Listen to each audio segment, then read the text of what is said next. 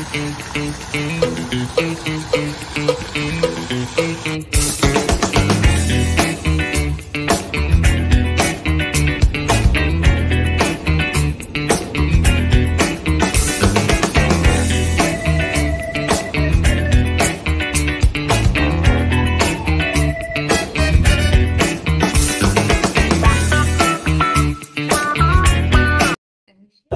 my hello, my friends. This is Andy Falco Jimenez from Yorba Linda, California. Sitting here with my good friend Leandra Blades. How are you today? Good. How are you? You just got to speak in the mic a little bit. We'll Okay, turn it that way. sorry. That's my fault. I'm supposed to be setting all this stuff up for you. I'm flying the colors of El Dorado because your child goes to Yorba Linda High School, if I'm not mistaken. And Esperanza. And Esperanza, two of our rivals. Yes. I'm going to be talking about sports, and that's one of the reasons it was a reminder to talk about sports at some point. Mm-hmm. But we have an election coming up. I'm not sure if you knew that. I didn't November know that. 8th. Yeah. We have two candidates that we really like. Todd Frazier, Area 4, and Rich Engel, Area 5. Right. Who are they? Do you know who they're running against? Yes. Todd is running against Karen Freeman and Steve Slauson, and Rich Engel is running against Carrie Buck. I never would have. I just don't even consider him a candidate. Oh. And it's not that I don't even know him. Yeah. The problem is that it's causing confusion. Yes. When we are trying to fight for our kids. Yes. And he could be a great guy wanting to fight for kids too, as far as I know. Again, I'm only speaking for myself. Right. But there was a promise made. Yes. And I hate to jump into this so quickly right off the bat, but it's one of the most concerning things I have, because we really need that person out of that chair. They've been there for way too long. Right. And it's troubling that this may be more difficult just because somebody didn't want to follow through with a promise that they made. Right. Which, Jess Battaglia, same promise. If I don't get the endorsement, I'll back out. He backs out, and Todd gets the endorsement, and Steve won't back out. And so you kind of sit here and go, okay, Jess appears to be a great man of integrity now because he kept his promise, and he didn't want to, and it killed him to have to back out because he believed he was the best candidate at the time. So what happens when you're in the seat? Are you going to keep your promises? And another concern that I have is that Steve has put himself on Democrat mailers.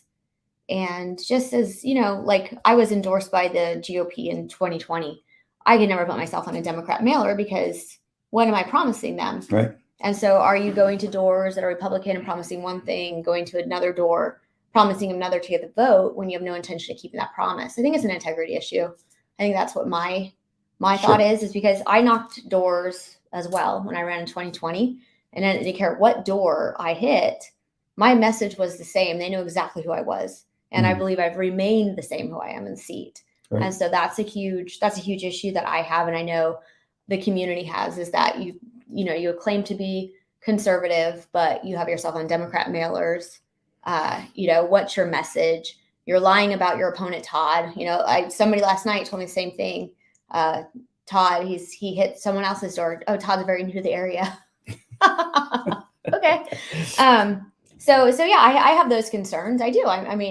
You have those concerns that somebody, if they're going to, to tell these tall tales to get onto a board seat, what are they going to do in the seat?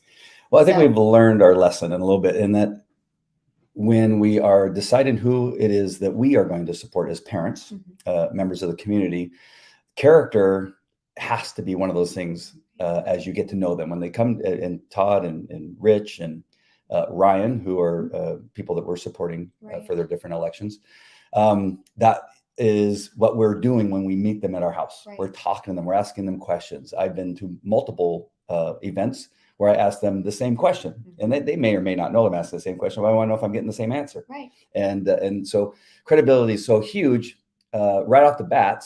And then secondarily, what happens when they get into the position, there's a learning curve. Things will come at them that they were not even expecting, that were not in their campaign promises or commitments, so to speak.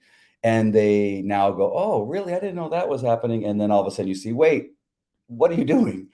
We were rooting for you and supporting you based on the credibility that you were going to support parents. Yes. not necessarily, and we'll use the teachers union because we're going to go right there pretty quickly.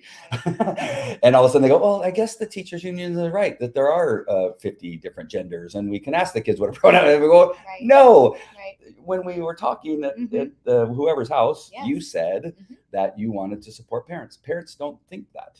I know when my wife, I was going to say I gave birth, when my wife, which would have been right in line with their beliefs. I mean, it could happen. And I was there for all of them. The last one, I the one who gave I didn't give the birth. I helped. I pulled the baby out, and I saw that it was a boy. Right. And so we know as parents what our children are, and we know what may be the difficulties, and I don't need you adding to the difficulty. Right. So sorry, I didn't mean to go on a rant there. No. But the credibility and the character of the person is so darn important. Yes. And that is why that based on what I know about what I've heard about Steve, and again, I don't know him, but how can so many negative things come up if at least not one of them is true? And then when I see that a promise has been made, he didn't keep that promise, that's the one thing that will get you fired from a police department or a fire department. Yes. Is dishonesty. Yes. So how can we have dishonesty going in? He's not even in there yet. Right. Sorry. And I think dishonesty at the doors too. Yeah. When you're knocking and you're telling, I talked to Todd's 4th grade teacher, and she said that Steve Slauson came to her door and said that Todd's real name is Kevin, but he's gone by Todd his whole life. And he kept referring to Todd as Kevin to try to confuse her. And then he said Todd was new to the area. And she says, Todd's not new to the area. I am his 4th grade teacher.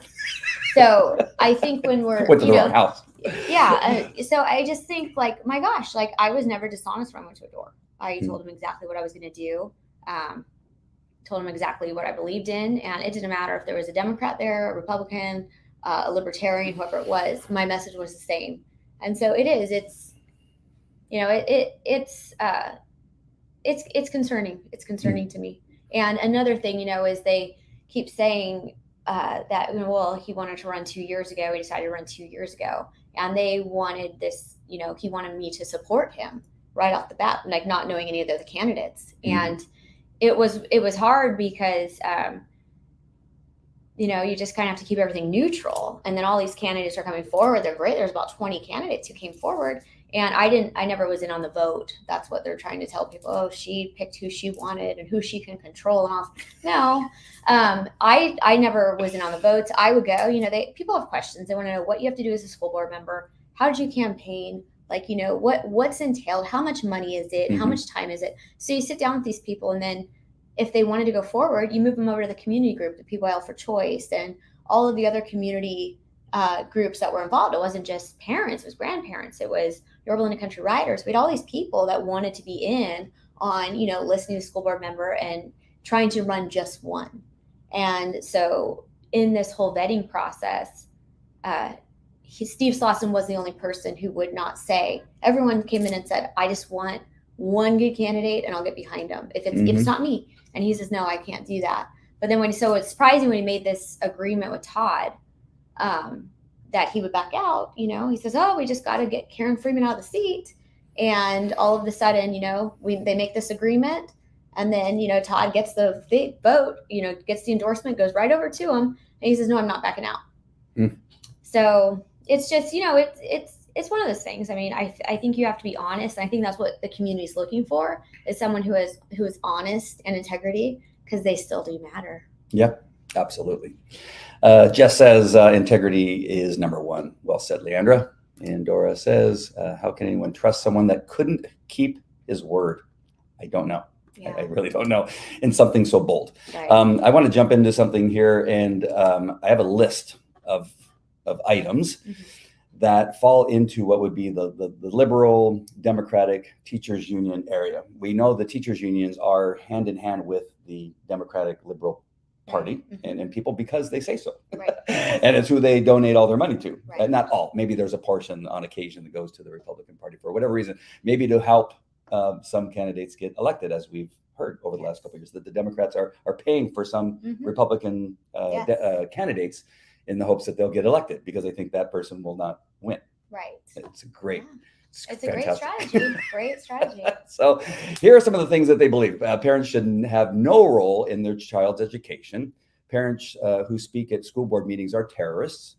Men can get pregnant. There is no definition for a woman. Children in school can no longer call their parents mom and dad or refer to themselves as boy or girl. Military personnel, this is the Democratic Party in particular, can no longer say mom or dad. These are all true. I'm not making any of this up. They can't say boys or girls, boyfriend or girlfriend. Ultrasound medical devices, we just learned yesterday, have a manufactured sound of a heartbeat that was created by men to fool women. That was Stacey Abrams. Yes. Said that, right? Yep. Mm-hmm. Criminals are victims, and victims are evil because they report their crimes, or that they were attacked or what have you. Police officers are racist, and police departments must be dismantled. Diesel trucks are racist. We heard that the other day. Roads are racist. We heard that from Pete Buttigieg. Children must be divided into racist segregation for equity. Right. We've seen that happening in universities and colleges during graduation. They have separate graduations for the different races. Math is racist. Pornography is required curriculum for kindergarten and 12th graders, as we've been learning. Now, many people will come on from that side of the aisle and say that all of that is a lie and it's not true, but yet they go and push it. Is anything that you can see what I've said, first of all, not true? All of it's true. We now have this person. I'm going to play the video here. Judy Reese. So I want to thank you, Dr. Matthews, for you really actually addressed the concern that I was going to speak about, that I felt dismayed as a community member and as a teacher that there were community members that felt that we were forcing children to be vaccinated in our schools. And it was even more dismaying to think that there was a board member that wasn't aware of what was happening. So I thank you for addressing that. And then I'm going to talk a little bit about Apple, which, by the way, I am an Apple rep, and they never actually ever tell us that you hate teachers. So that's not anything that goes on there. And the other thing that people seem very confused about with unions and Apple members, that all the teachers are Apple members. We are Apple.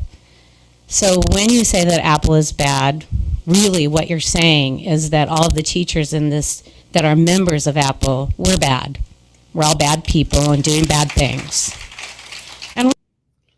So the reason I tied these two things together, of all that list, and there's more, the list I could have gone for a lot longer. And this teacher comes on, I almost said woman, but we don't know what a woman is saying that she as a teacher, and according to her, which is not true, all the teachers are union. Which they're not. Which they're not. But she's basically tied herself to the list of things I just said. Why would we want, and I know we don't, but why would we want that all these things being taught to our kids? This is clearly what it is that we're fighting against. And I just simply wanted to tie these two things together the best that I could to kind of give you a question about what are we going to do about these unions? And is there a way of not having the union having so much influence on the teachers we have at our school and influence on the teachers as far as what they teach in the classroom, separate from the curriculum? Because the curriculum can be fantastic. Right. And so that's my concern. Sorry, that's very long. No.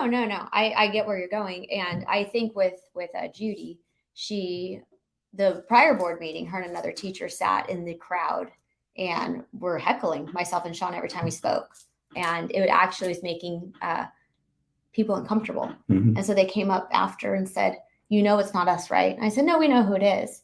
But then when they came up in a break, this teacher and another, they went right up to Carrie and said, we donated to your campaign and, we're going to walk for you.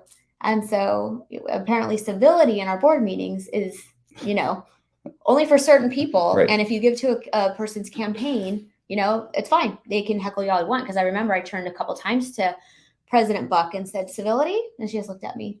And so, it's really sad that we've let even our board meetings get this political. But as far as the unions go, whatever she was saying, I think we should address something first, is that she was trying to say that I thought kids were being vaccinated on campus. When I said in my speech at the prior board meeting that we should have a resolution that we will not vaccinate kids on our campuses and that we will not allow Planned Parenthood onto our campuses and that Excellent. We will not do this. And so I don't understand how that can say that I believe we're vaccinating this. I'm saying this is a fear of the parents. There's bills in Sacramento that are coming down the line. And so we should just make a stand right here and say, we're not going to do this. And so I don't know what's confusing about that. Of course, I know my children are in our school district. I know they're not being vaccinated. I know they're not giving them hormones. I know Planned Parenthood isn't on our campuses. I know all this. So I think this is just, a tactic that they use to try to discredit me or make me appear like I'm stupid. And I think too, with the unions, I will say every school almost has had somebody come to me saying that the union is trying to force teachers to walk for them, even though they don't want to walk for the 2 union endorsed candidates. They're basically it's almost become a hostile work environment if you say no. Wow. And they've also said, yes, they say that you want to make this whole place a charter school. You're going to take away pay and benefits, medical, retirement, everything. And I said, well, when have I said this? Because since I've been on the board, we've had 2 raises, for the teachers, and they've been substantial raises. And I think we should have more. And so it's just so crazy what they say. And then they say, oh, we didn't say that. But Linda Mannion, who's the president of Apple, has met with community members and has said these same things. And they've thought it was so preposterous that they've come to me after and said, get a load of this. And so we know it's being said. And I'm just glad that people think it's so outlandish. But then you have some people like, people who are speaking who are like hook, line, and sinker. And so I'm really grateful for all the teachers who give me this info and who let me know all this, what's going on, or at least people who give me the benefit of the doubt and message me, email me and say, hey, can we talk? Can we talk on the phone, or how do you really feel about this? And so it's been nice to be able to get out the message, because somebody even said to me, one teacher says, you're a cop. Like, you're not against pensions. I said, no, I'm not against pensions. And so that's what we think. And so at least people are really starting to think about what's being said, because, obviously, besides banning CRT, middle school sports, live stream, and some other things, has things really changed so much for the worse? Besides our scores are still bad, and we still have iReady. Yeah, because you can't get it out. Yeah, because we can't get iReady out, and we can't try something different. So I'm glad that there's teachers who are kind of like coming to their senses and really reaching out and saying, okay, is this actually the truth? Very good. Really quick, Karen says, it's what the union leadership is pushing that is bad, and only the teachers that go along with promoting these ridiculous ideologies are the problem. But those union reps love to play victim. Oh my gosh, I played a video, and I have too many videos to play, so I'm not going to play it, but where talking about playing victim, she said it was the hardest job in the world. There's no other job than being a Placentia Yorba Linda Unified School District teacher that is harder. And then she comes on and supports the unions, which obviously makes me laugh. It is so crazy. I'm gonna jump into one more video of I believe it's another teacher, and just listen to what she has to say, and we'll talk about it. My name is Raquel. I am a parent and a teacher. I'm here to speak because I'm disappointed in the way some trustees of this board have chosen to conduct business. Not only have 2 trustees violated the laws that govern the board, but they have zero interest in actually providing our students with high-quality education or services. In fact, one trustee chose to spend her time interviewing with extremist right-wing press agencies to politicize and fracture the board, neither of which helps provide teachers or students the support and tools they need for academic success. If Trustee Blades was actually interested in supporting our students and teachers, she would spend less time mudslinging, using her national party politics, and more time uniting the board to focus on the actual work necessary for our students in our district to obtain the high-quality education and services they deserve. Additionally, you cannot be for teachers, but against the union, which 92% of our teachers are a part of, especially during a teacher shortage, fueled by a lack of support. Thank you. Just once, the truth would be nice. But how can you, radical extremist is what they are calling parents and people who believe that children should be educated, that their there should be no pornography taught to children in our schools. It has no place at all. I don't care. A lot of people bring up elementary. It doesn't have any place in any part of our school. They will find that stuff on their own. I don't need it in the schools.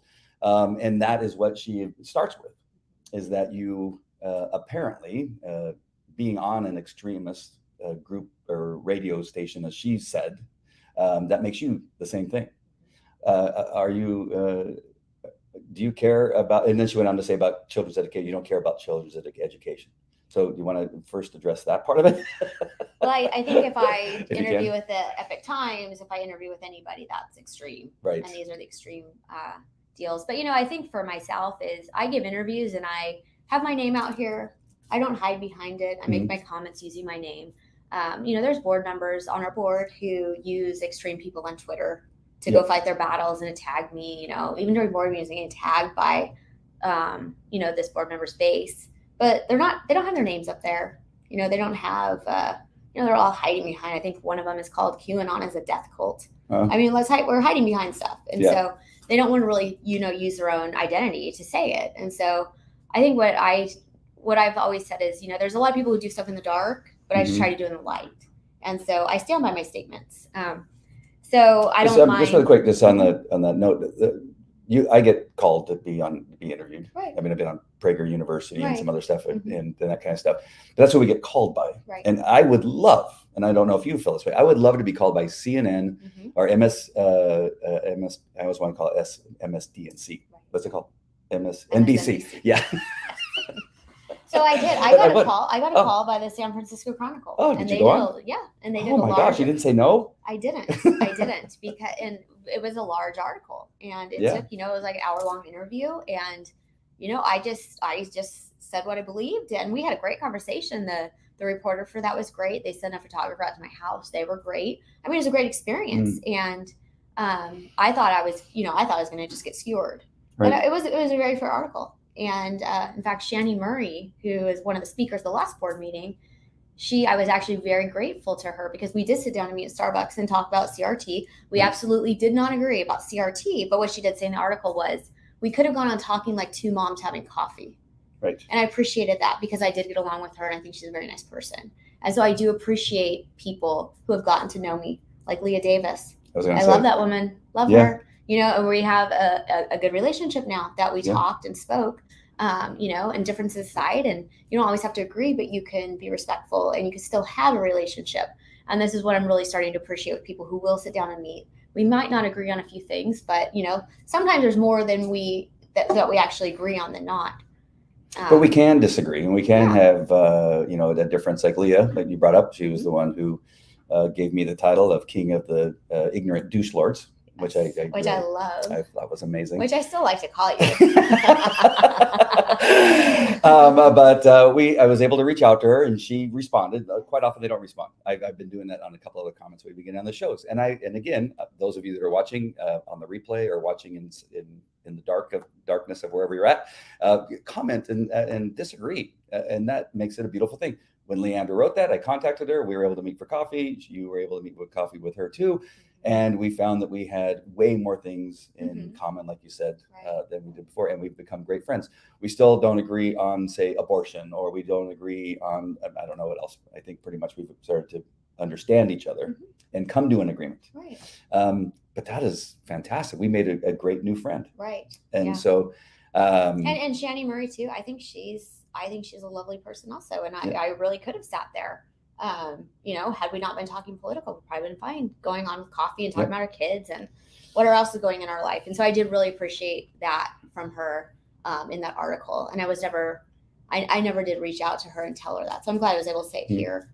So if she's watching that, I really did appreciate that. And very cool. And I think that I think we could be so much more. And I think if we all just sit down and talk, we might not agree, but maybe both sides could be heard, not just at a board meeting. Yep. All right. Just I think I want to stay in this kind of line of what we're talking about in mudslinging attacks, lies, is that they're on one of the other candidates' Twitter feed. Okay. Some discussions were brought up about Black Lives Matter and some other stuff. I think. Which one? It was that, oh my gosh, now I can't remember. It was on the tip of my tongue last night. We talked about it yesterday. Was it here? No, just on a Twitter post or a feed. Oh. It was a comment Oh. about, just about your, I guess your leanings towards wanting to understand why CRT doesn't belong, and about, Black Lives Matter being something that it's not, and it is. We've seen what they've done with the money. Yeah, that kind there of is stuff. a Black Lives Matter curriculum, and I think too. So that was another person who was great, and Marcy Hawkins, and I know she's now in Texas. We sat down, and she wasn't aware that there was an actual Black Lives Matter curriculum. So when I was speaking about Black Lives Matter being in our school, she didn't understand that there was actually curriculum, and she was one person too that I got to know, and I thought she was a very, very nice person. And when we sit down with her and have hour or two conversation with her, and I think we did get to understand each other. But what I think people fail to realize is that you could access, at the time that I was running, you could access a Black Lives Matter curriculum on the California Teachers Association website, and you could actually do the printouts, and you could do certain things like that. So it was a curriculum that was being pushed into our schools. Absolutely. There's so much stuff. If they just took the time to look, some people, they spout out stuff. I've had an argument with people all the time, and I say, okay, show me where you got that, right? Or give me some links that I can follow, and nothing ever comes. It's so odd, right? And I think too, with I think there was, I'm not on Twitter. I'm on Twitter, but I don't really like Twitter because I just think it's kind of fraudulent that people just hide behind these fake names all the time. Mm-hmm. So the only time I really go on there is when people start tagging me, and I kind of look and I laugh and I get back off. But as far as the statement I made at the board meeting, we have this diversity, equity, inclusion committee, and they have designated that there's 9 or 10 months that we celebrate a certain group. That actually, I was going to say, I jumped the gun to that. That's why I got confused. I confused myself. Oh, which isn't hard, but it has to do with that you don't want to celebrate Black History Month. Oh, so yes. I think It was. Okay, there we so go. Sorry. Right. No, I do. But my thought is this: is a lot of these groups, and there's a lot of people who will agree. A lot of this stuff is pushed by adults. Mm-hmm. And the students. Yeah, they have no idea. They have no idea. They really don't know what month it is. I think the students would much rather celebrate National Ice Cream Day, National Hamburger Day. And so my thought is, and I've talked to several teachers about this, they want to celebrate the students. Same in junior high and high school. Do you know the kids that are in your class? Are there Hispanic kids in your class, Black kids in your class, Muslim kids, Jewish kids? Are there all kinds of, Christian kids, white kids, whoever you are? Yep. So a teacher, an elementary school teacher told me, she said, instead of the 10 months, if I can just focus on my student of the week, I could do 1 or 2, I could get through the entire class in a month, and they can tell me what their background is, and they can tell me what their traditions are. And then for the rest of that student's life in PYLUSD, or, your life, if you remember, if they are significant to you, you will know what that person's religion is. You will know what that person's family life is. You'll know what's important to them. You'll know X, Y, and Z, versus right now just celebrating these months as groups. Do you really focus on the students? Same in junior high, same in high school. Are we focusing on our athletics? Are we focusing on our drama clubs? Are we focusing on ASB? Are we focusing on all of these things that go on onto our campus? We're not focusing on the students. We're just focusing on a group. And then what they're saying of the loudspeakers, they're not talking about the students in the schools. They're talking about, Martin Luther King, or they're talking about this person, or talking about that person. People that aren't in our community or in our society. Some of them are dead, but we're talking about them. Why are we not focusing on the here and the now and the students that are here? Because imagine if you really knew the people around you. We have, we obviously we're a multi-sport family, but water polo is one of our thing, and we've become very good friends with family who's Muslim. And so we know during Ramadan, I know what time I'm driving the carpool to water polo, because they're fasting. And the second that sun goes down, they need to feed their children because their children are hungry. They're small.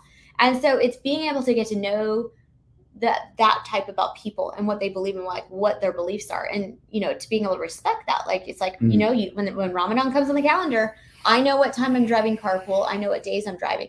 And, and we all get along so well. And there's always this respect that we all have for each other. And I love this family, love them to death.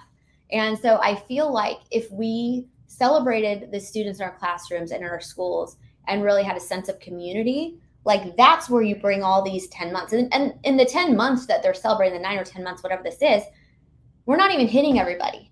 Yeah. So why don't we just talk about the students? Like, why don't we say, who would like to, in high school, I mean, sometimes kids love to talk about themselves, who's going to be the student of, there's so many ways we could do this, but why don't we focus on our students and our community? Right. Not about a bunch of, dead people and stars. Well, that's what U.S. history for and world history is for. Those classes will talk about the dead people. Yes. In a way that is supposed to be discussed. Right.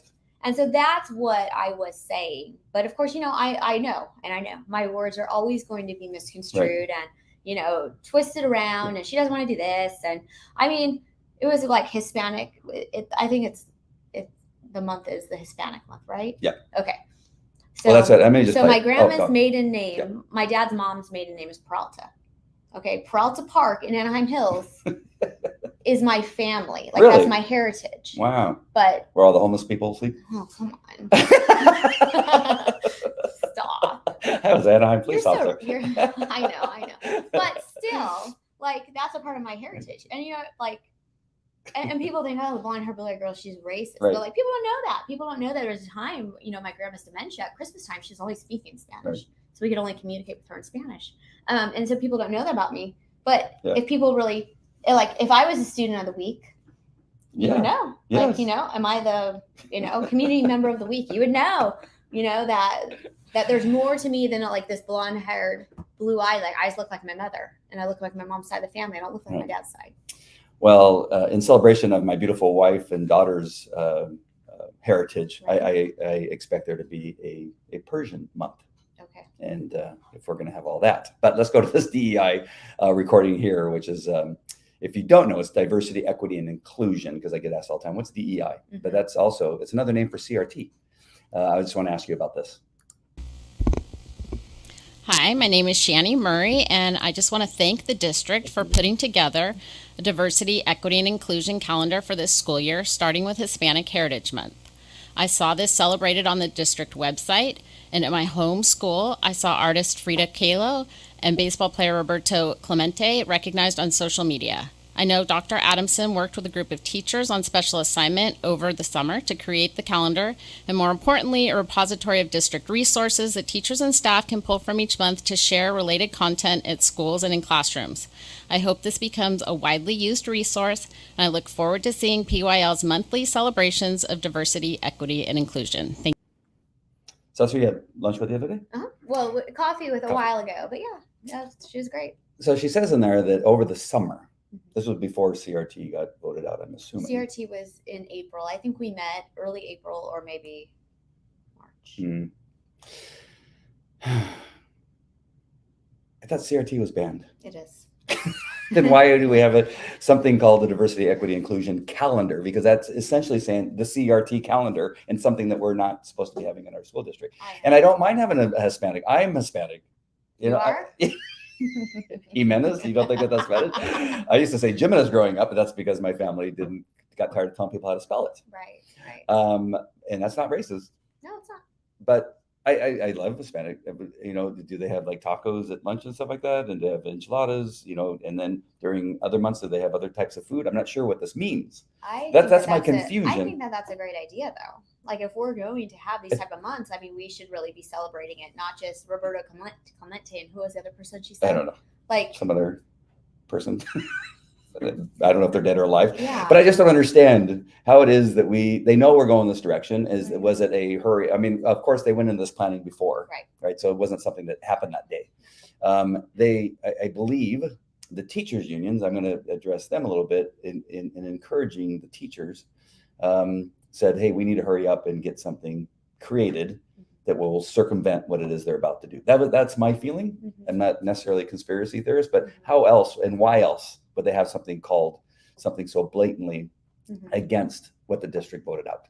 Well, so I don't think this came from the teachers union, but we're just in this we're just doing what all these other districts, are doing, and we're not really like thinking outside the box, and that's what's very frustrating. And so we did get in one of our board packets that gets, weekly we get these board packets, and it did talk about these months that were going to be set apart, and so that's why I spoke about in the meeting. It didn't come before the board for approval; it was just kind of done. And so I wish we would have had the opportunity as a board to sit down and say, should we still do this, or should we focus on students? Because I think Marilyn Anderson would agree that we should be focusing on students, and all of just the melting pot that we have in our schools. Yes. I mean, why? It's beautiful. And I think that's when you start to really respect, because you get to know somebody's this, somebody's that, and like you identify, and then you know about their religion, about their culture, about this because they're your friend, they're your classmate.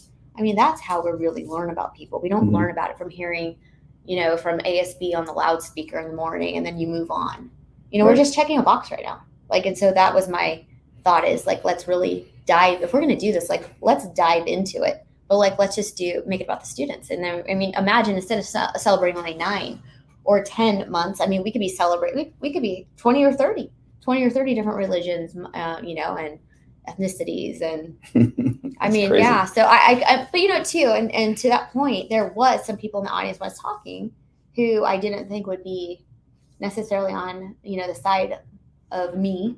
They were actually nodding their head in agreement. So I know it wasn't an outlandish idea, but yeah, that's okay.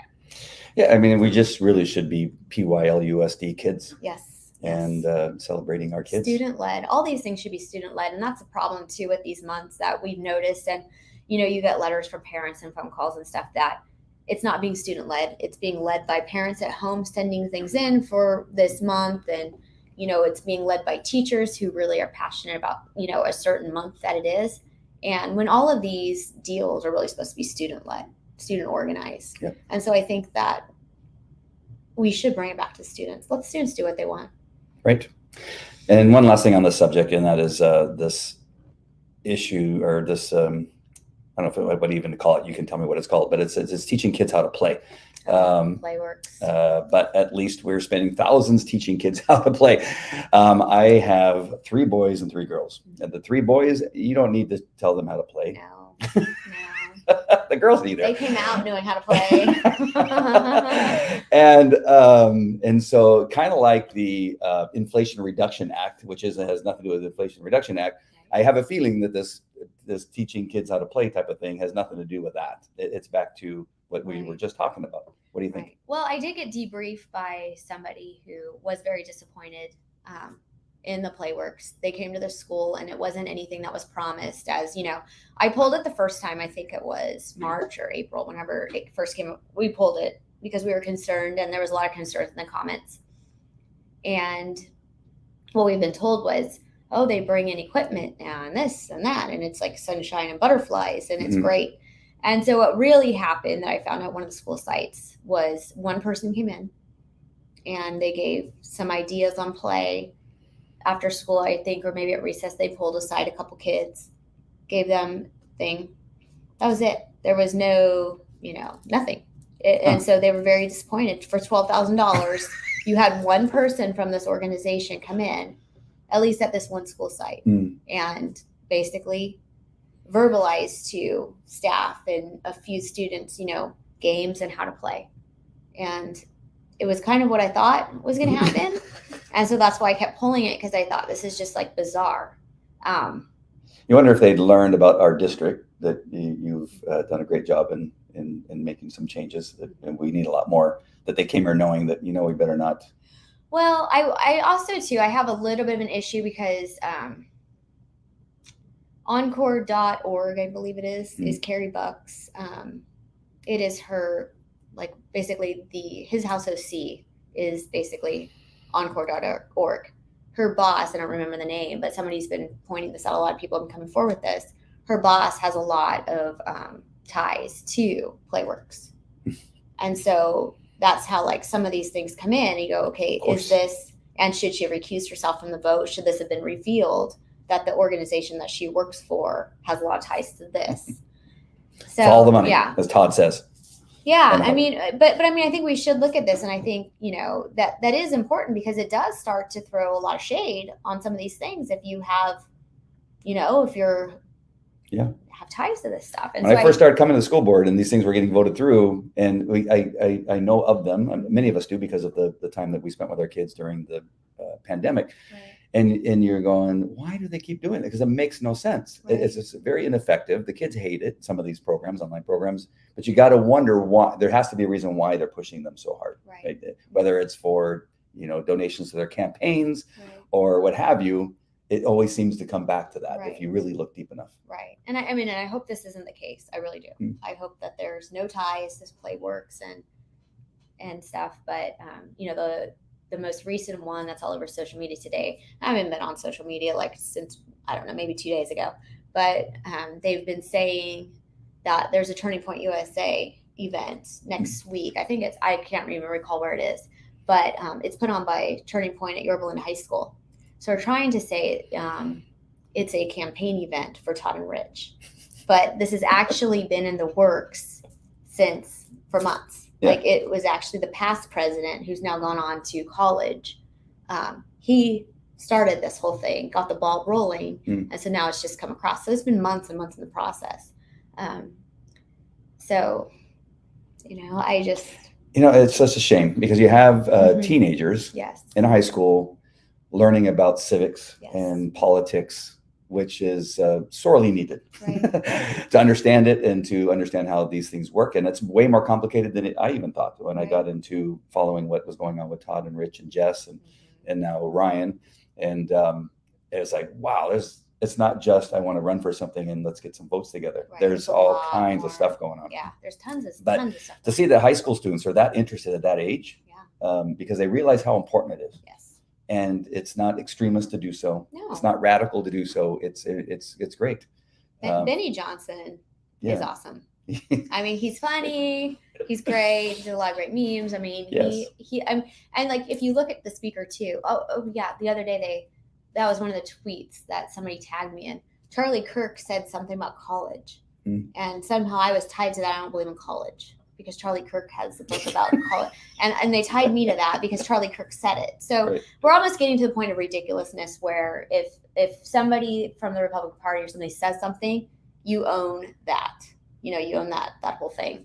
And just like the unions, they're coming up here saying if you don't like the union, then you hate teachers. Well, I don't think the teachers own everything the union says either. I don't believe that. I don't believe all teachers. Right. I think there's some who absolutely align themselves with the union, their beliefs, but I think that there's a lot of teachers who don't. And so that's why we always preface that teachers are Right. fantastic. Right. The teachers that my kids happen to have as their teachers, which is a lot of them because I got 2 in high school and 1 in junior high. I don't know what that equals. I went to a public school. It's a lot. And then the 2 that the younger ones go to. I've met all of them, and there's maybe 2 that I have my concerns about. One of them the other day, which I will email the principal, was that I'm just trying to tell the story without giving it away too much, but who cares anymore? And it's math. And my son says, everybody failed. Because he's been telling me, he goes, she does no teaching. She's been there for a very long time, something like 40 years. And he says, she does no teaching. She just says, here's the paper, do it. And then she goes and sits down. And then the test comes and they fail it. What does she do? She changes. She says, I'm going to grade on a scale, a curve, and I'm going to change the gradings. And now everybody passed. How does that do my child, much less every other child? And I've met, because so many of my son's lacrosse friends are in that class. Right. I've talked to each one. All of them said, yeah, this is what happened. So it's not just him, how kids can say stuff like, because they just don't want to get, but I do follow up, even though I trust my children a lot. But it was true that this is what is done. That does nothing to help our kids. Number one, it doesn't help them do anything not to teach them. Well, especially in math, that's a hard subject. If you're like me, I wasn't great at math. So if I lost anything along the way, you're just kind of lost. That's why I became a cop. That's why I was never a traffic cop. What is a curve prolongation really? I have no idea. I just wrote it pretending I knew something. Yeah. But yeah, I mean, it's his worst subject because he's got my genes like yours, and not that we. So anyway, they are not learning in this class. The children are not learning in this class because of no teaching happening.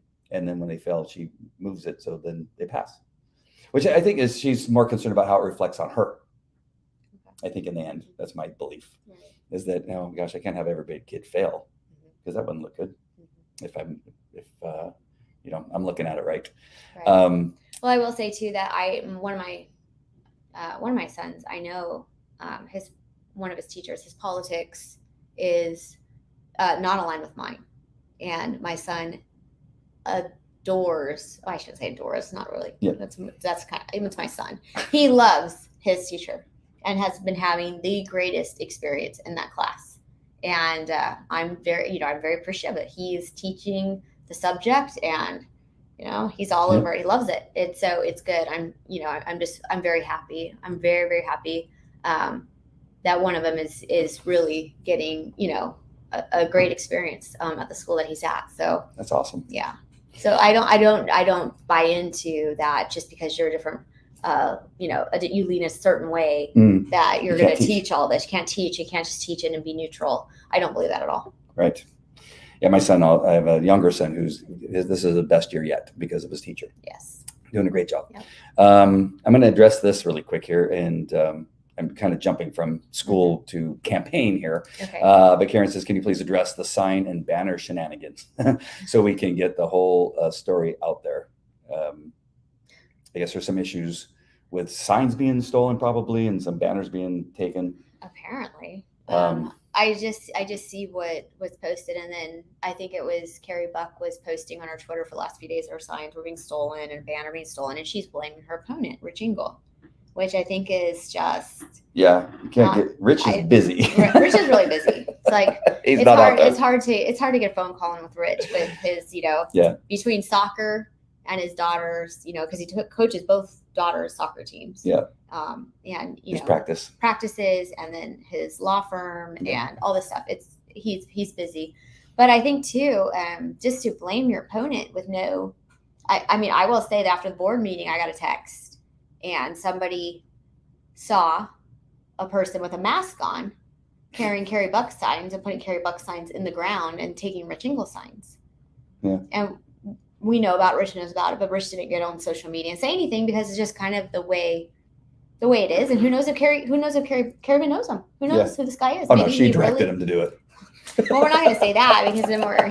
No, I'm just saying. Yeah. This is crazy. This has been going on probably since George Washington. Well, right. And then, the sign, like my signs too. I mean, I knew some of the time who it was because literally the union people, coming out of the union meetings, they go, your signs are going to be destroyed tonight. And your signs will be so they say. And then in the morning, there was big old X through it. They're like up in a tree. Okay, here we go. But did I blame? You go on social media. I might have said it was a union, but I didn't blame my opponents in the thing. Just because I knew. I don't remember what I said. I think I just did videos, or some people take videos from me and send it to me, and I put it out there. Yep. But there's one thing to make a claim without substantiating the claim. Right. And that's the important thing is that we do not want people. They cost money. Yeah. And it's hard to get money. Right. And so stop taking the signs, whoever you are. Exactly. I know that there's no one, and I will vouch. I'll set this up again. I'll say that I'll shave my head if you can show me that Todd Frazier or Rich are out there, dressed as Antifa taking signs of Carrie Bucks and Karen Freeman's. Yeah. These things aren't happening. I mean, especially to blame a candidate. I mean, that's just, if somebody caught a candidate doing that, I mean, that could ruin your whole campaign. Right. And Todd and Rich are way too smart to try to do that. So I thought it was bad taste to blame my opponent. I thought it was poor taste. And it's just childish. I mean, I want to say other words, but it's just a childish thing to do, to go out there and not just run a campaign. Run your campaign. Don't worry about the other person. I do as much as I can, and it's not easy because we are running against people to say bad things about the other candidate. I much rather, as I tried to do with Todd, and I'm sure I'll do with Rich, and I've done with Ryan, I want to hear what you are going to do. I want to hear what it is you bring to the table. Right. It seems whenever I open something up, it's always like this rancid attack on them as people. Yeah. Which is just unwarranted. And I know all three of them now. Right. And I've looked at, as much as I possibly can to find out about them. And that's all they have. Right. You can't, obviously, when she puts up, something that says, attendance has been falling for several years, you can't help but say, well, you've been on the school board for several years. why is that a positive thing? Right. I wouldn't put something like that. And so those are the things I bring up as like, well, why would you say that? Right. And I think too, just about honesty at the door. You need to be honest about the position that you've taken, because I know some of the teachers that have gone to the doors, I'm hearing, have been telling the parents, no, Karen and Carrie didn't vote against didn't vote for CRT, and the parents know what had gone on. I got the video. I recorded it. And so I think too, like, I just don't understand, like, if you're going to make this vote and you're on video, you need to own your vote. And that's the thing. You have to own what you did and what you voted for. And I've, sitting in the seat, I will back up every vote that I've ever done. And I will tell you exactly what I did. I'm not going to try to hide it or try to make it appear for something that it isn't. Right. And if there was a mistake made, then we talk about it. We rectified and bring it up in the proper place where it needs to be brought up. Right. I want to jump back to school. Okay. I know this is kind of hectic. Hope it's okay. No, it's fine. Go back and forth. It's like me having, it's like my normal process in my head. A normal conversation. Sometimes our jokes fall flat. Sometimes we go off topic, what have you. Sports. I believe that one of the reasons there's a couple reasons. One of the reasons I have my kids in public school, because they were being homeschooled at one period of time. But one of the reasons I want them in public school is for the history of playing sports in a high school environment. Now, even in some cases, a junior high environment. That is one of the most amazing times for most of these kids. And they learn so much. They learn how to work together with other races of kids and other religions and ethnic backgrounds, and work as a team, and they love each other. They get a really close bond riding in buses together and having these conversations. I just want to set this up, that how important it is. And yet it seems like it's just become more and more difficult for just a certain financial level of our community to be able to have their kids participate.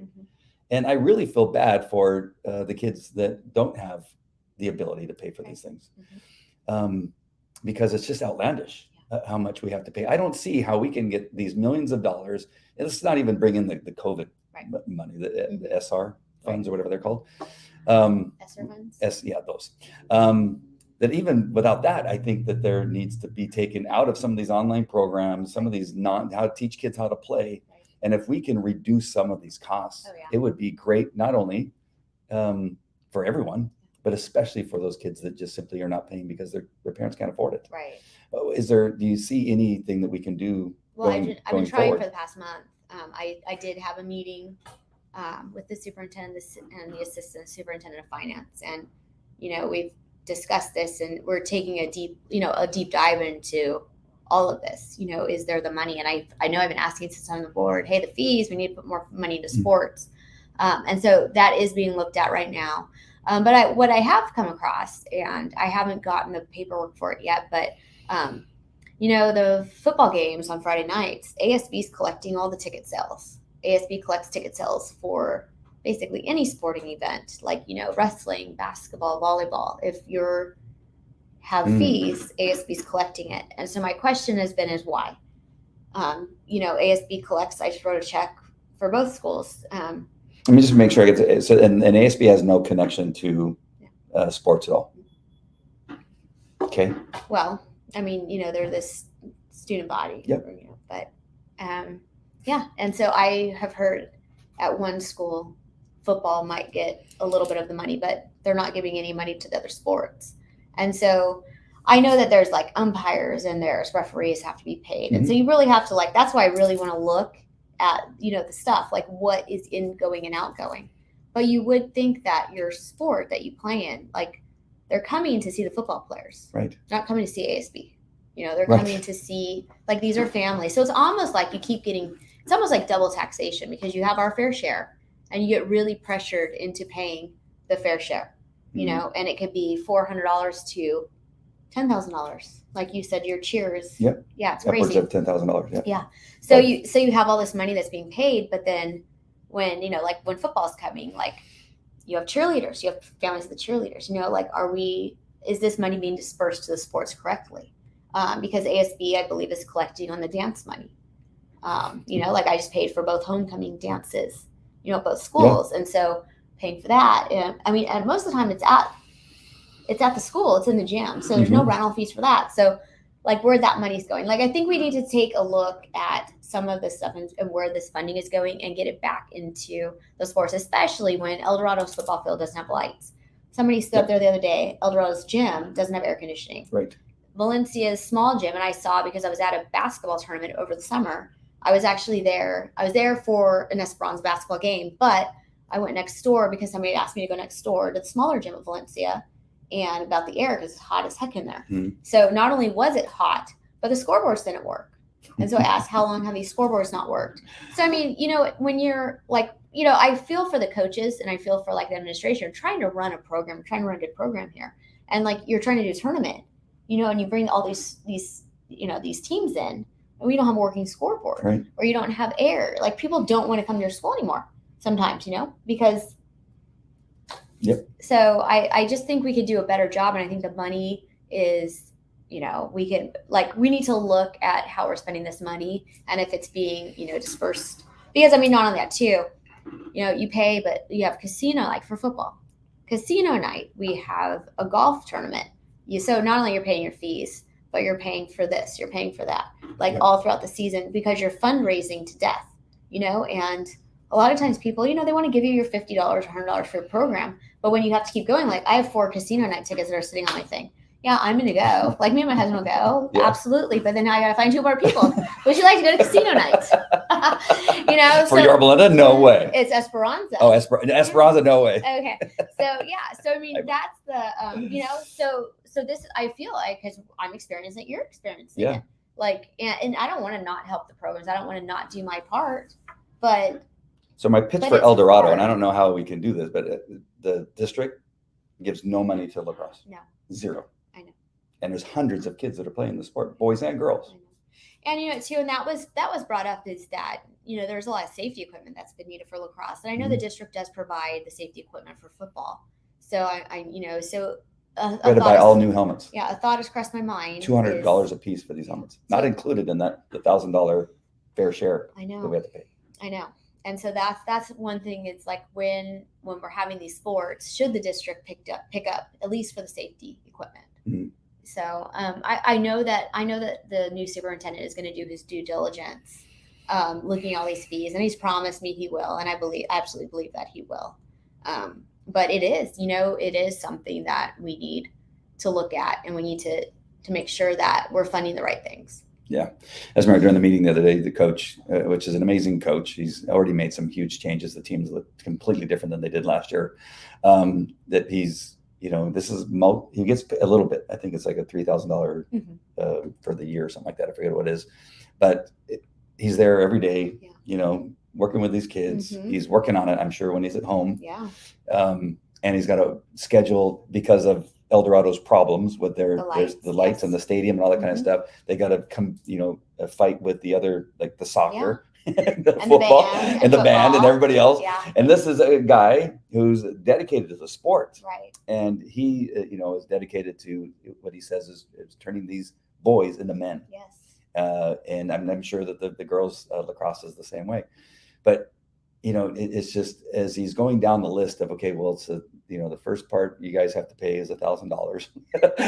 and we just got done paying $200 for the helmets. And he goes, what's not included in that is the transportation fees. Yeah. And then it just continues. It just keeps going. And you're just going, when is this going to stop? And I love my children, more than anything. And Hedia, also with our daughter being in cheerleading, and that's where they seem to shine. And it really is supported by the educational part of it.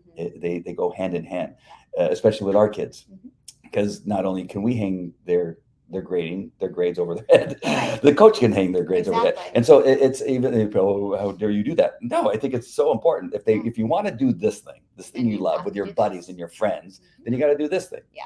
And so I don't know why the district does not see the value in that. That's my feeling, that the value is equal to buying books, is equal to, making sure that they're fed, that the sports that these kids choose to play, or the band, or the drama, or the what have you, it just doesn't have to be sports, that it needs to be Right. Supported better. Right. And I think too, Todd and Rich will, everybody's athletes in those families, and I think that they'll agree with you. And I think that we just, sometimes you get on a certain, like if you've been doing something maybe for 20 or 30 years now, and I know that things have been tight in districts, and so like, there's been reallocations of things and stuff, so you just kind of get on a path, and then maybe you just forget about the other, and then the parents pick it up. But we do pay the property taxes, here, and that funds the schools, and so it's almost like a double taxation type thing. You pay for this, but then you have to turn it back around, and then you have to pay for it all over again, if that makes sense. Okay, one more question for the ones I wanted to make sure and hit, because I got a couple of great comments from Sherry Trout Palicki and some other ones. But this is more of my hope for the district. And who am I but a parent? But I heard you earlier say, well, other districts are doing X, and that's why the district felt like they had to do this thing. That's what I'm assuming, because I wasn't spoken to about it. I'm just thinking that this is just what everybody's doing, so you just kind of jump on. And so that's my point, is that I want to be the district everybody looks at and go, wow, this district's different. Mm-hmm. They fought against the mask. They fought against all these mandates. They fought against CRT and sexualizing the kids. That there seems to be this drive through the teachers unions and some people that come to the school board meetings that, look, this is how we're going. This is the direction we're going. And we say, no, we're not in this community. Mm-hmm. We're going to get back to education because we love our kids, and we want them to leave the district smarter than any other district that's doing it right now. And we're going to show you how to do that. Right. And we want to be the model. Right. Do you think that that's something that's possible with bringing these two new candidates on, that we could be that model for other districts in California and across the United States? Absolutely. And I think it's because they don't have any ties, to the union. I mean, we all know, we keep saying the union, but there have been a lot of talk about why is the union in our curriculum? Mm-hmm. They weren't supposed to be there. Why are suddenly they negotiating our curriculum and having this huge say in what is going on in our curriculum? Right. And so it's not the union's the devil and all this stuff, but a focus on, not so much these programs. Like iReady is so unpopular in our district, so unpopular. And yet, we get it voted back in. I think people that aren't, people who think outside the box. Todd mm-hmm. thinks outside the box. I kind of think outside the box. Rich thinks outside the box. Like what works, what doesn't. And I think, a fresh set of eyes too. I think that's what you need. And I mean, I know Sean is talking, and Sean had to, do his firefighting stuff last time he was called in on mandatory overtime because of the body. They had to go search for bodies in Riverside because of that. Yeah, that's so important. Yeah, he should have been at the school board meeting. Well, he tried, and then the rule was the reason he couldn't call in. He felt really bad. He couldn't call in because he didn't give 24 hours notice. So I told him, I said, you just need to keep something on file, because if this stuff happens, it's part of your job. Yeah. So where was I going? Oh, but Sean was going to bring up term limits. Like, should we be like city council, and should we have term limits like 12 years? You get 3 terms and then you're done, and then you get another fresh set of eyes. And I'm all for that. Yeah. I don't think I need to spend 30, 40 years. No, I don't think I do. I enjoy it, and I've really become passionate about this stuff, because sports and education and the kids and all this stuff, it's very, very important. And it's important to me. I'm probably more passionate about it today than I was when I ran. And I really like it. And I really like what I'm doing. But I do think that, I'm 18 months in. And so if I was to stay on for 10 years, I've done something, and maybe there's another set of fresh eyes to come in, and we don't just You've done more positive for the school district than Biden has done in 50 years in the Senate and the vice presidency and whatever the other office he's in now. Well, and let me tell you, if I'm shaking hands with the air, like in the next year or two, I'm just gonna take myself out of it to begin with. If I turn around and start shaking hands, then we're done. We're done. All right. Pull me off. Well, I back to my shaving my head. I told the audience that I think it was by myself when I said it, but I might have been by myself online too. Nobody watching. You But may have been in the shower. You did no. say you were going to shave your head when I was sitting here. I do remember that. But on another, I will shave my head also, and my no. eyebrows. Oh. If Todd and Rich, if they get elected, that if they don't make a positive change for the school district, I will shave my head and my eyebrows. Yeah, no, they'll make a positive change. They see things differently. They truly believe in traditional education. And like somebody says, well, what is traditional education? Reading, writing, arithmetic. You know, like the focus on that, and the focus on, and a lot of things that come to us too, that we keep approving programs, these online programs. There's nothing evidence-based about it. Mm-hmm. We get these programs maybe 2-3 years on. We don't know what the results are, but they say, oh, this is a good idea. Maybe this is good.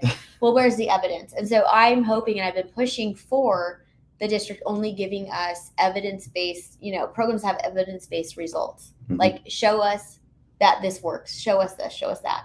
And so that's another thing I think that we need to start focusing on is we're not going to just, well, this might be a good idea, and like just have so many programs and maybe nothing's working.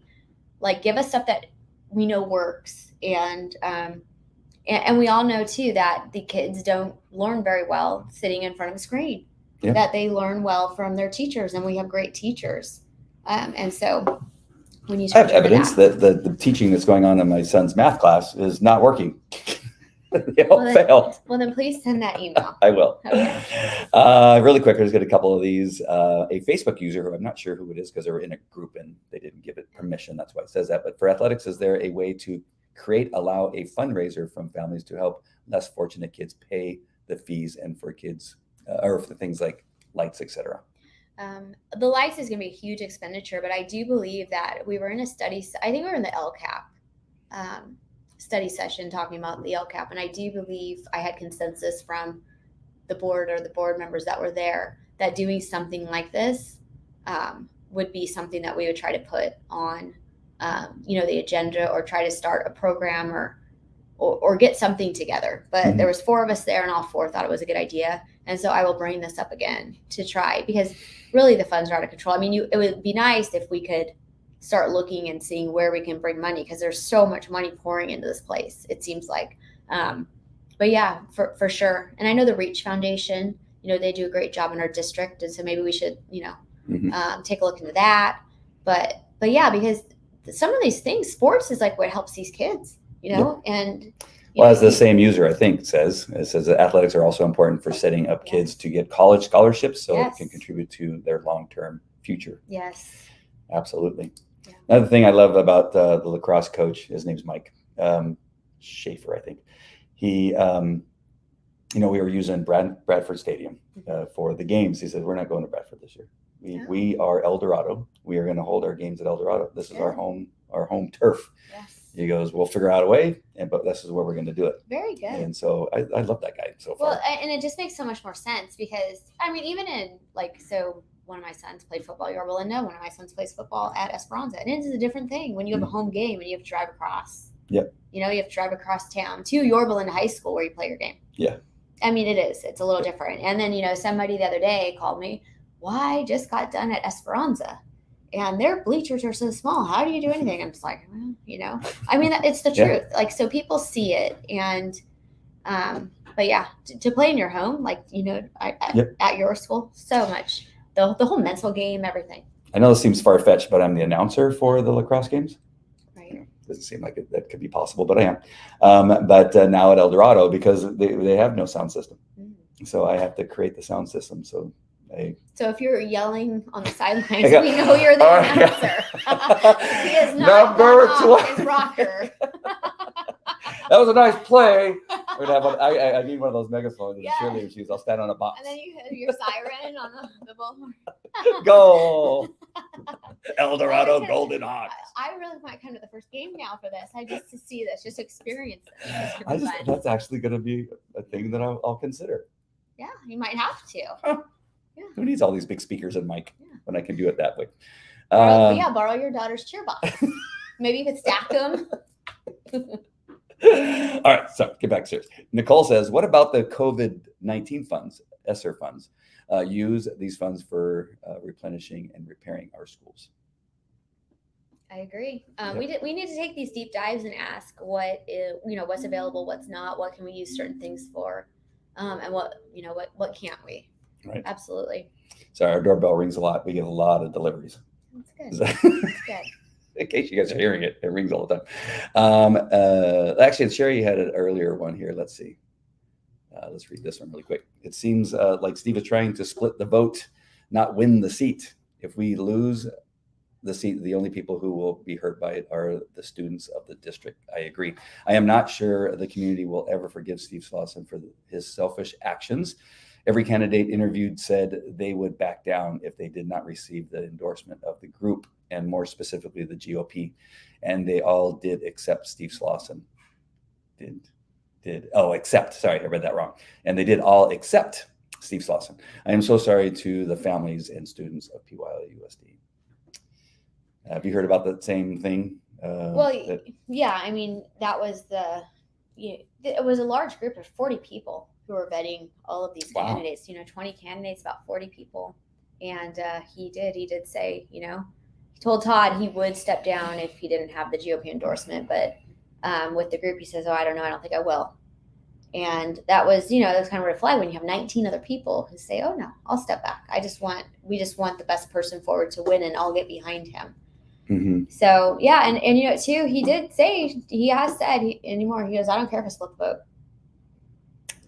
So yeah, so it is. It's a hard thing to do, and it's a hard thing as a board. It's a hard thing when for 2 years they've been this community got after my election, everybody kind of stayed together, and then I think the mask stuff and the vaccine stuff, they formed this huge group, hundreds of people. I've seen a lot of new faces. There's just tons. And so they all have this certain goal in mind. And then, then this happens. And so I think there was hope that it could just be like in Rich's area, one-on-one, and then you have somebody who just says, no, I'm not going to do it. But another thing too that was brought up was it's not fair just because maybe his wife was, part of the PYL group and stuff. And she wanted us to base everything off of friendship. You're my friend. You don't know any of these other people. And, that's probably the problem we have in Washington and all these politics is we're hooking up family and friends. And so how, this community, this huge group who wanted to be involved in this, how awful would it be for someone just to say, oh no, this guy told me 2 years he's going to run, and so I'm just supporting him.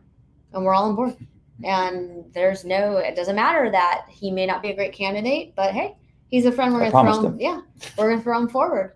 And so I never promised, him anything. He was saying 2 years ago he wanted to run, and I was in the middle of my election, so as far as thing was about 2022, and the lack of school board attendance, and not knowing the issues and stuff. I mean, I just every day we come out, we find that Todd knows the issues. He's at every board meeting. He's talking. He's advocating for the kids. I think the community is strong that they made the right decision. It's just too bad. It's just really sad. It's really sad. And to say that you don't care if you're going to split the vote, I don't care. I just don't care. None of these people would make a successful business owner because you have to make these tough decisions. If you want your business to run correctly, you can see there's many stories of businesses that have gone downhill because they do only hire friends of theirs or family members. Yeah. And there's fights, all these stories of businesses have split up and because they made that choice. Right. Every decision based on when it comes to businesses or school board has to be based on what are your policies, right, your integrity, your character, and are you going to do the right things for kids' health mentally and physically? Right. These things, I think, for me are the most important thing. And those are always all my questions. And you cannot shake me from it. You can ask me another day. I'll tell you the same thing. Right. These are so important. And it's the hardest thing is when you have somebody of a family or a friend that when I ran a business and I had 500 employees, that somebody comes to you who's been a friend of yours and says, I think I'm good for this job. And you said, no, I got to get somebody that's better for me and for the outcomes that we want from this company. Right. And you're a great person and I love you, but you're not the right person for this job. Right. But you have to do it. Right. If I can go even by somebody that I even helped I think in some way, small way, get elected, and Sean Youngblood, he'll tell you Yeah. that when it comes time, when I get you voted and then you do something that I don't agree with, I'm going to tell you that I don't agree with you. And I'll do it publicly if I have to, because Right. I felt that strongly about these are the things that are important to me. Do you have to do what I say? Absolutely not. Nobody has to listen to what I have to say on these shows at all. Right. But I do my best to bring up the issues and have people on. Even Leah, who I had on the show, Yes. who for a portion of the time didn't think that we agreed on anything. Right. And so this is, again, just speaking to Steve, hopefully, is that Steve, this is really harming our children and can harm our children by having this stance that you're taking. And I just wish that you would change your mind about what it is you're doing. Yeah, I mean, but look at things too. Like I had for, and this isn't an end all thing. I mean, there was 4 people who ran when I ran, and all of them claimed to be conservative, but on the side, they also claimed, somebody was, claimed that they were conservative and they weren't. 2 of them weren't. Yeah. And then one claimed that he did or he was. And, I still, came out 1,000 votes ahead. So I keep trying to tell everybody it's not as, maybe it's not as bad as everybody thinks, but I think because the way that things are going and the way that the unions are working and like people are just stressed, it's stress. So then they see like what could have been potentially easier, hill to climb, for this election. It was just made harder. Yep.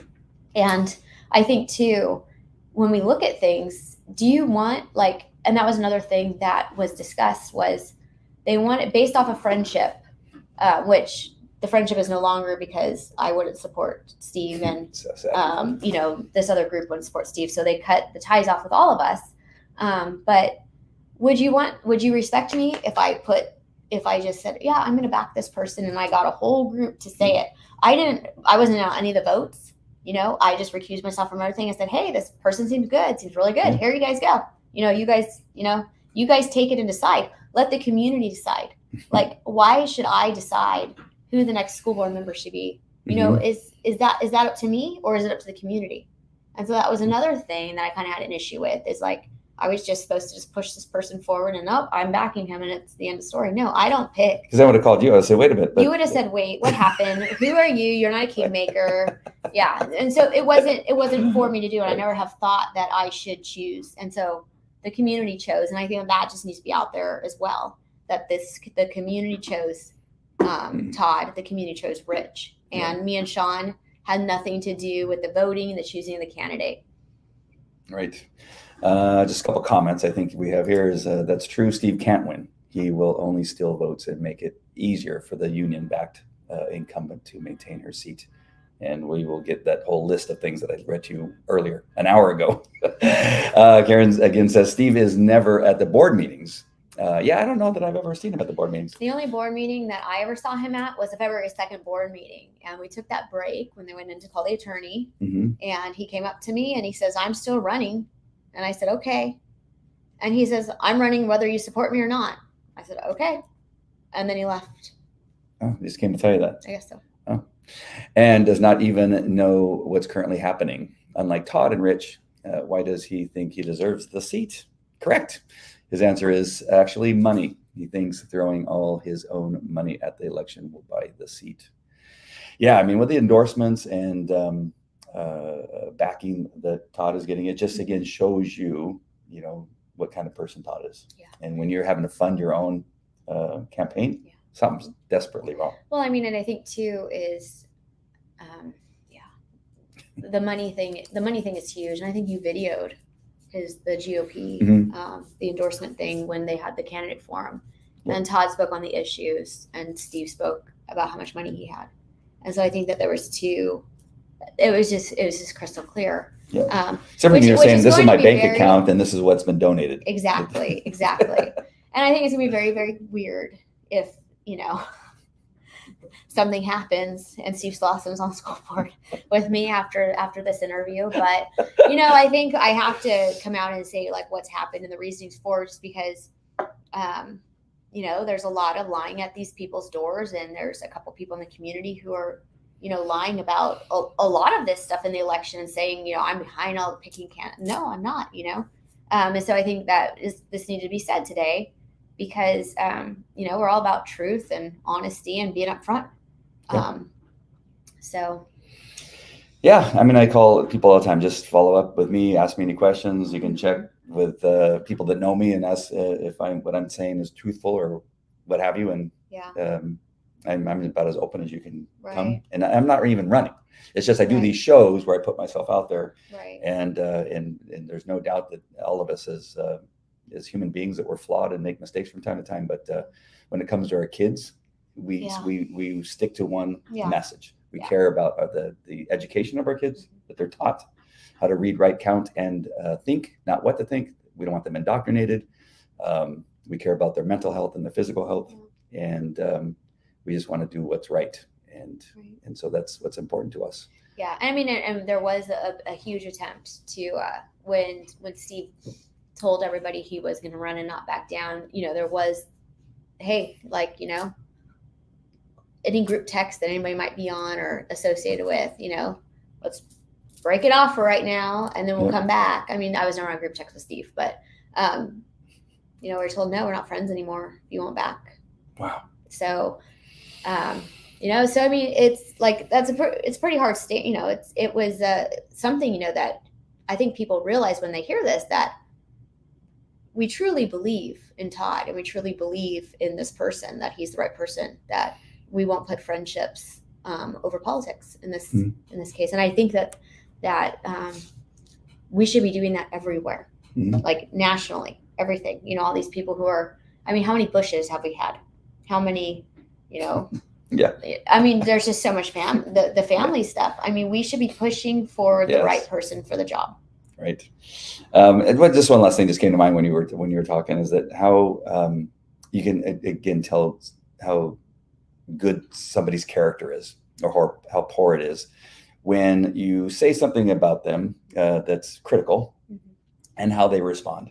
Right. Sean and I have never stopped talking through the whole thing, and he was man enough we're able to maintain our friendship. Right. And he made some of the adjustments that I was hoping for, was that to speak up and be vocal and not stand back and allow you to do all the talking. Right. As I love hearing you talk, but I wanted to hear Sean. I don't like hearing you talk.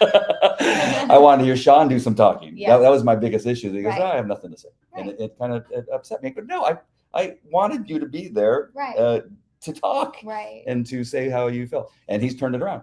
Right. And he speaks out a little bit more and he discusses these things. And it's fantastic. Right. But at no time did he ever stop talking to me. Right. The other person that I was, that I supported and put out there, and I constantly have tried to get, what are you doing? Yeah. Mm-hmm. She won't even acknowledge me. Right. And so that's, I think, another sign of character. Mm-hmm. Like if maybe she'd come back and say, Andy, you're wrong. Right. Because here is why. Never has that happened. And I've asked her to, publicly, right. Come and tell me why you think that CRT is okay. Tell me why you think we need to keep these schools closed, whatever it is. Right. And never has that happened. So I just want to say, when you're looking at somebody's character, what's their response when you do give them something, a nudge? Yeah.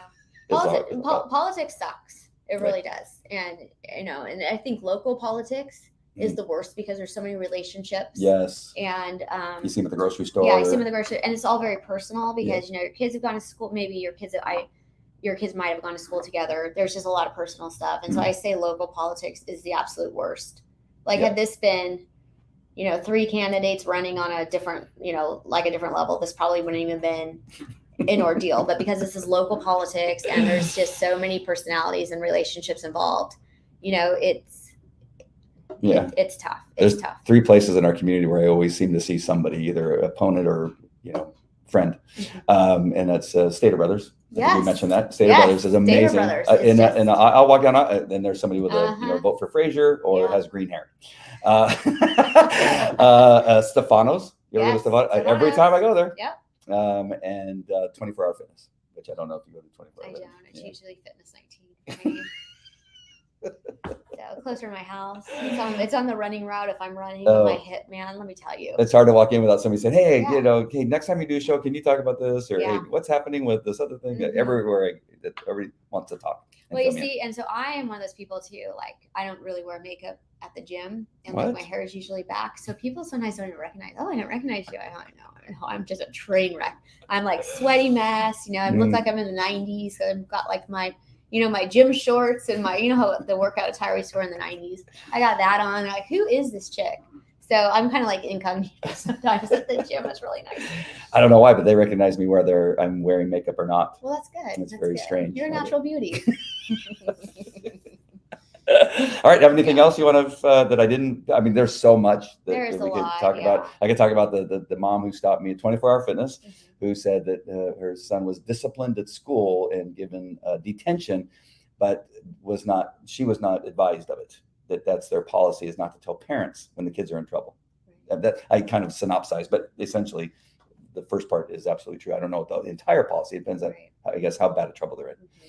But that's an issue that I definitely want to talk about the next time, unless you have something you want to say about it now. But I mean, I could just I'm go not on. going to comment on it. Yeah. It's kind of hearsay, so I need to probably hear the whole story.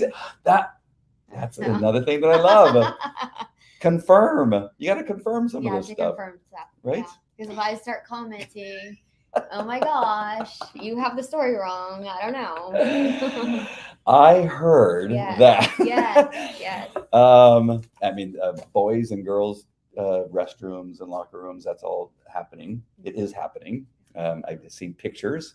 My children says it's happening. So these things we can address later on. But I'm just leaving you with the fact that there's so many other things that need to be addressed. Right. And I think if we get these two men elected, and I say men, and every time I say that, there was a comment once, two men talking about school board, how refreshing, not, or something like that. I forget what the comment was, but apparently men can't talk about school board. Is that board. why you brought me on?